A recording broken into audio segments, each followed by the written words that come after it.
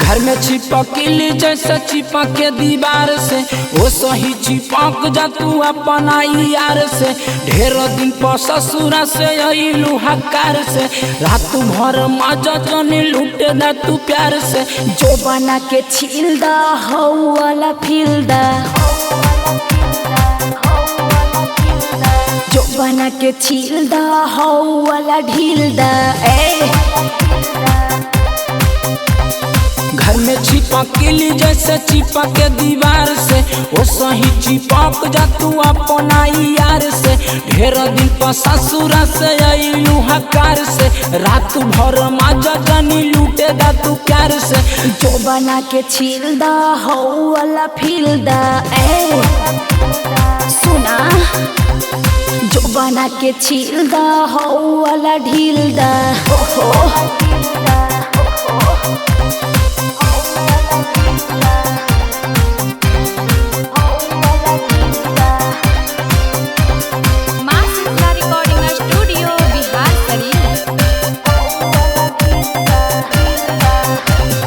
गतरे गतर देह टूट कौरे मान जो न यार दम घूट कौरे। सट जो ना पास आज बढ़ल हकौ जोश होठावा के रस पूरा ले आज चूस।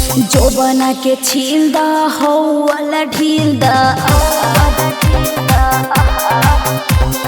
थकल बा मिजाज हमर हो वाला फील दा। घर में चिपकली जैसे चिपक के दीवार से वो सही चिपक जा तू अपना यार से। ढेर दिन पर ससुरा से अइलू हकार से रात भर मजा जनी लूटे दा तू प्यार से। जो बना के छील दा हो वाला फील दा,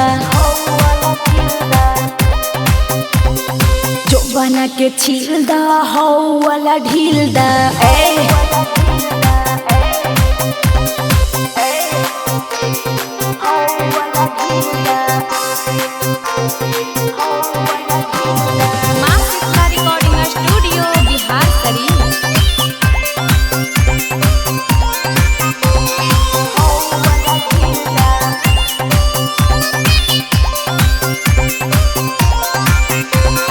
दबिए लगाइए के छोड़ मिकी रे पवन राजा देहिया के तोड़ मिकी रे।